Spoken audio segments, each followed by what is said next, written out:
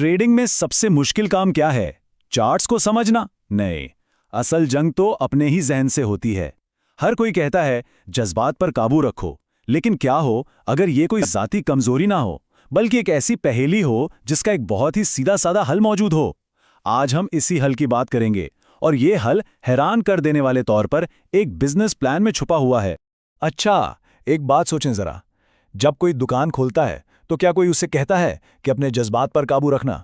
नहीं ना। लेकिन जैसे ही ट्रेडिंग का चार्ट सामने आता है तो फोमो यानी फियर ऑफ मिसिंग आउट, लालच, खौफ, ये सब कहां से आ जाते हैं? आखिर इसमें और एक आम कारोबार में ऐसा क्या फर्क है? तो आज हम इसी सफर पर निकलेंगे। सबसे पहले हम इस नफसियाती पहेली को समझेंगे, फिर देखेंगे कि रिवायती कारोबार में हदें कैसे काम करती हैं और ट्रेडिंग की मार्केट लामहदूद क्यों है, और फिर हम असल हल की तरफ आएंगे, यानी ट्रेडिंग को एक कारोबार कैसे बनाया जाए, इसका बिजनेस प्लान क्या हो और वो कौन से सुनहरी उसूल हैं जो सब कुछ बदल सकते हैं। तो आइए शुरू करते हैं पहले हिस्से से, ट्रेडिंग की नफसियाती पहेली। आखिर ट्रेडिंग बाकी सब कामों से इतनी अलग क्यों महसूस होती है? इसको समझने के लिए पहले एक रिवायती कारोबार को देखते हैं। यहाँ हर चीज की एक हद होती है, एक निज़ाम होता है, और यही निज़ाम खुद ब खुद डिसिप्लिन या नज़्म-ओ-ज़ब्त पैदा करता है। मिसाल के तौर पर एक दुकानदार को पता होता है कि उसकी दुकान कब खुलेगी, कब बंद होगी, कितने ग्राहक आ सकते हैं और उसके पास माल कितना है। इसी तरह एक ऑनलाइन स्टोर वाला भी प्रोडक्ट की डिमांड और मौसम को देखकर प्लानिंग करता है। यहाँ हर फैसला हक़ाइक़ और डेटा की बुनियाद पर होता है, जज्बात पर नहीं। तो बात बहुत सीधी है। इन्वेंट्री महदूद है, ग्राहक गिनती के हैं, काम के घंटे तयशुदा हैं और अखराजात का हिसाब वाज़ेह है। ये सारी हदें एक कारोबारी मालिक को मजबूर करती हैं कि वो जज्बात से नहीं बल्कि अक्ल और हक़ाइक़ से फैसले ले। यहाँ जज्बाती गलती की गुंजाइश ही बहुत कम होती है। और अब आते हैं ट्रेडिंग की दुनिया की तरफ। ये एक ऐसी मार्केट है जहां कोई हद नहीं, कोई रोक टोक नहीं, और असल में यही वो जगह है जहां से सारा जज्बाती खेल शुरू होता है। जरा ये फर्क देखें। एक तरफ है रिवायती कारोबार, महदूद और तयशुदा। दूसरी तरफ है फॉरेक्स ट्रेडिंग, लामहदूद। यहां ना तो इन्वेंट्री खत्म होने का डर है, न ही ग्राहकों यानी ट्रेड के मौके की कमी है। मार्केट भी 24 घंटे हफ्ते में 5 दिन खुली है। यही वो लामहदूद माहौल है जो असल में जज्बाती फैसलों के लिए एक तूफान खड़ा कर देता है। और इसके ऊपर आती है लेवरेज की ताकत। मतलब अगर आपके पास $1 है तो आपको $1000 तक की चीज खरीदने की इजाजत मिल सकती है। इससे मुनाफा तो बहुत बड़ा नजर आता है, लेकिन ये नहीं सोचा जाता कि नुकसान भी इतना ही बड़ा हो सकता है। और बस यहीं से सारी कहानी शुरू होती है। लालच की, ओवर ट्रेडिंग की, रिवेंज ट्रेडिंग की, और वो जो एक ख्वाब होता है ना कि बस रातों रात अमीर हो जाएं, वो यहीं जन्म लेता है। तो ये समझना बहुत ज़रूरी है कि ये कोई ज़ाती कमज़ोरी नहीं है, ये सिस्टम का नतीजा है जिसमें कोई हद नहीं है और उसका गलत इस्तेमाल हो रहा है। तो फिर इसका हल क्या है? हल बहुत ज़्यादा है। ट्रेडिंग को एक जुआ समझना छोड़कर इसे एक मुनज़्ज़म कारोबार की तरह चलाया जाए। इस्लाम महदूद दुनिया में खुद अपनी हदें मुकर्रर की जाएं, मनसूबाबंदी और नज़्म-ओ-ज़ब्त के जरिए। इस सफ़र का पहला कदम है सीखना, फिर डेमो अकाउंट पर प्रैक्टिस करना, सिर्फ प्लेटफॉर्म समझने के लिए, पैसे कमाने के लिए नहीं।